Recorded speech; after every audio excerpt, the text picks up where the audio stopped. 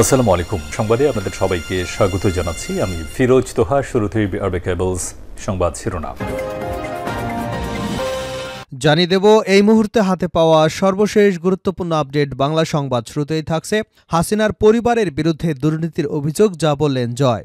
নিজের পরিবারের দুর্নীতি নিয়ে সামাজিক যোগাযোগ মাধ্যম ফেসবুকে একটি পোস্ট দিয়েছেন শেখ হাসিনা পুত্র সজীব ওয়াজেদ জয়। তিনি তার পোস্টে দাবি করেছেন, আমার এবং আমার পরিবারের বিরুদ্ধে করা দুর্নীতির অভিযোগ সম্পূর্ণ ভিত্তিহীন। আমরা কখনোই কোনো সরকারি প্রকল্পে জড়িত ছিলাম না, এর থেকে অর্থ উপার্জন করিনি। প্রিয় দর্শক, আসলে কি তারা কোনো অর্থ উপার্জন করেনি?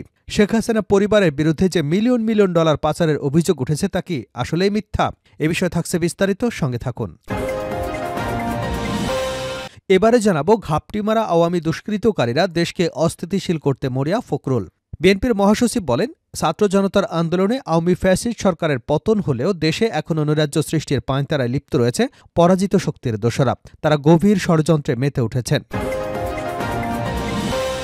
জানাবো, খালেদের গুমের বিষয়ে কি তথ্য দিলেন সমন্বয়ক আব্দুল কাদের। নিখোঁজ বৈষম্য বিরোধী ছাত্র আন্দোলনের কেন্দ্রীয় সহসমন্বয়ক খালেদ হাসান নিখোঁজ ছিলেন। এবার 4 দিন পর তার সন্ধান মিলেছে। তিনি ঢাকা বিশ্ববিদ্যালয়ের আরবি বিভাগের 2021-22 সেশনের শিক্ষার্থী। গতকাল মঙ্গলবার দিবাগত রাত 12টা 45 গণমাধ্যমকে এমন তথ্য জানিয়েছেন বৈষম্য বিরোধী ছাত্র আন্দোলনের সমন্বয়ক আব্দুল কাদের। খালেদ হাসানকে গুম করা হয়েছিল বলে জানিয়েছেন তিনি। এদিকে দ্রুত নির্বাচন না দিলে মাঠে নামব ফজলুর রহমান। বিএনপি চেয়ারপারসন বেগম খালেদা জিয়ার উপদেষ্টা বীর মুক্তিযোদ্ধা অ্যাডভোকেট ফজলুর রহমান বলেছেন, মুক্তিযুদ্ধ না হলে বাংলাদেশ নামে কোনো দেশ সৃষ্টি হতো না। মুক্তিযুদ্ধের পেট থেকেই বাংলাদেশ বের হয়েছে। যারা বাংলাদেশ মানে না, মুক্তিযুদ্ধ যারা মানে না, তারা বাংলাদেশের মানুষ না। ৭১-এর মুক্তিযুদ্ধ হাজার বছরের বাঙালির শ্রেষ্ঠ অর্জন। এবারে থাকছে আওয়ামী লীগের সঙ্গে নির্বাচনে ব্যর্থতা স্বীকার করে দুঃখ প্রকাশ মাহিবি চৌধুরীর। বিকল্পধারা মুখপাত্র প্রেসিডিয়াম সদস্য মাহিবি চৌধুরী বলেছেন, 2018 সালে আওয়ামী লীগের নেতৃত্বে মহাজোটের সঙ্গে বিকল্পধারা নির্বাচনে যাওয়ার সিদ্ধান্ত ভুল ছিল। এই রাজনৈতিক পদক্ষেপ নেবার কারণে আমাদের এবং বিকল্পধারার ভাবমূর্তি নেতিবাচক প্রভাব পড়েছে। মাহিবি চৌধুরীর বারিধারার বাসভবনে মায়াবীতে আয়োজিত এক সংবাদ সম্মেলনে লিখিত বক্তব্যে এসব কথা বলেন তিনি। এবং সর্বশেষ জানাবো আন্তর্জাতিক সংবাদ। ইসরায়েলে আবারও ক্ষেপণাস্ত্র হামলা, হুতিদের মধ্যরাতে আশ্রয়কেন্দ্রে ভিড়। ড্রোন এবং ক্ষেপণাস্ত্র হামলা করে ইসরায়েলিদের অস্বস্তি বাড়িয়ে তুলেছে ইয়েমেনের ইরানপন্থী হুদি বিদ্রোহী গোষ্ঠী। বুধবার রাতে ইসরায়েলের অভ্যন্তরে ক্ষেপণাস্ত্র হামলা চালিয়েছে তারা। এরই মধ্যে হুতি নেতাদের লক্ষ্যবস্তু করবার হুমকি দিয়েছে তেল আবিব। এতক্ষণ শিরোনাম শুনছিলেন, এবার বিস্তারিত। প্রিয় দর্শক, আপনি যদি এই চ্যানেলে নতুন হয়ে থাকেন, ভিডিওটি দেখতে দেখতে চ্যানেলটি সাবস্ক্রাইব করে আমাদের সঙ্গে থাকুন। আর এই ভিডিও সম্পর্কে আপনি আপনার মূল্যবান মতামতটি কমেন্ট বক্সে জানিয়ে দিন। আর হ্যাঁ প্রিয় দর্শক, জানিয়ে দিন ভিডিওটি কোথা থেকে দেখছেন। হাসিনার পরিবারের বিরুদ্ধে দুর্নীতির অভিযোগ, যা বললেন সজীব ওয়াজেদ জয়। নিজের পরিবারের দুর্নীতি নিয়ে সামাজিক যোগাযোগ মাধ্যম ফেসবুকে একটি স্ট্যাটাস দিয়েছেন সাবেক প্রধানমন্ত্রী শেখ হাসিনার ছেলে সজীব ওয়াজেদ জয়। মঙ্গলবার রাতে ফেসবুকে নিজের ভেরিফাইড পেজের এক পোস্টে তিনি দুর্নীতির বিষয়ে কথা বলেছেন। সজীব ওয়াজেদ জয় বলেন, আমার এবং আমার পরিবারের বিরুদ্ধে করা দুর্নীতির অভিযোগ সম্পূর্ণ ভিত্তিহীন। আমরা কখনই কোনো সরকারি প্রকল্পে জড়িত ছিলাম না বা এর থেকে অর্থ উপার্জন করিনি। আমি যুক্তরাষ্ট্রে 30 বছর ধরে বসবাস করছি এবং আমার খালা কাজিনরা যুক্তরাজ্যে প্রায় একই সময় ধরে বসবাস করছেন। স্বাভাবিকভাবেই আমাদের এই দুদেশে ব্যাংক অ্যাকাউন্ট রয়েছে। আমাদের কোনো অফশোর অ্যাকাউন্ট নেই। যে পরিমাণ টাকা দাবি করা হচ্ছে তার ধারের কাছেও আমরা কখনো যাইনি। তিনি বলেন, $10 বিলিয়ন প্রকল্প থেকে বিলিয়ন ডলার সরানো সম্ভব নয়। আমরা লেনদেনের সঙ্গে সম্পৃক্ত বলে দাবি করাটা একটা মিথ্যা অভিযোগ। আমি দুর্নীতি দমন কমিশনকে চ্যালেঞ্জ করছি এই তথাকথিত লেনদেন প্রকাশ করতে এবং প্রমাণ করতে যে আমরা এসব অনিয়মে জড়িত। অবৈধ ইউনূস সরকার এবং তাদের সন্ত্রাসী ছাত্র সমন্বয়করা দেশ চালানোর ব্যর্থতা, আইনের শাসনের অভাব, অর্থনৈতিক পতন, মানবাধিকার লঙ্ঘন, গণতন্ত্রের সংকট এবং রাজনৈতিক দমনপীড়ন থেকে জনগণের দৃষ্টি সরানোর চেষ্টা করছে বলে অভিযোগ করেন সজীব ওয়াজেদ জয়। ঘাপটিমারা আওয়ামী দুষ্কৃতিকারীরা দেশকে অস্থিতিশীল করতে মরিয়া ফখরুল। বিএনপির মহাসচিব মির্জা ফখরুল ইসলাম আলমগীর বলেছেন, ছাত্র জনতার আন্দোলনে আওয়ামী ফ্যাসিস্ট সরকারের পতন হলেও দেশে এখনও নৈরাজ্য সৃষ্টির পাঁয়তারা লিপ্ত রয়েছে পরাজিত শক্তির দোসরা। তারা গভীর ষড়যন্ত্রে মেতে উঠেছে। মঙ্গলবার এক বিবৃতিতে এসব কথা বলেন তিনি। যশোরের চৌগাছা উপজেলার 10 নম্বর নারায়ণপুর ইউনিয়ন কৃষক দলের সভাপতি মোহাম্মদ আবুল হোসেন এবং তার 3 ছেলেকে প্রকাশ্যে আওয়ামী লীগ নেতাকর্মীদের হামলার প্রতিবাদে দেওয়া বিবৃতিতে মির্জা ফখরুল ইসলাম এসব কথা বলেন। বিএনপির মহাসচিব বলেন, ষড়যন্ত্রকারীরা ছাত্র জনতার ঐতিহাসিক বিজয়কে কোনোভাবেই মেনে নিতে পারছে না। বর্তমান ফ্যাসিবাদ মুক্ত পরিবেশে দেশব্যাপী খুন খারাপের মতো পৈশাচিক লোমহর্ষক খেলায় মাতোয়ারা হয়ে উঠেছে তারা। আওয়ামী ফ্যাসিস্ট শাসক গোষ্ঠী পশুর চেয়েও হিংস্র এবং ভয়াবহ দুঃশাসন থেকে জনগণ নিস্তার পেলেও দেশ এখনও পুরোপুরি নিরাপদ নয়।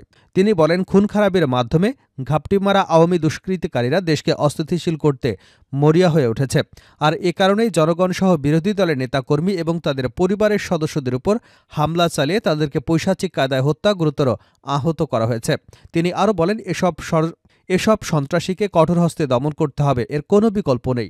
সন্ত্রাসীদের দমনে অন্তর্বর্তীকালীন সরকারকে কঠোর পন্থা অবলম্বন করতে হবে, নইলে সন্ত্রাসীদের দাপটে দেশ আবারও অস্থিতিশীল হয়ে উঠবে।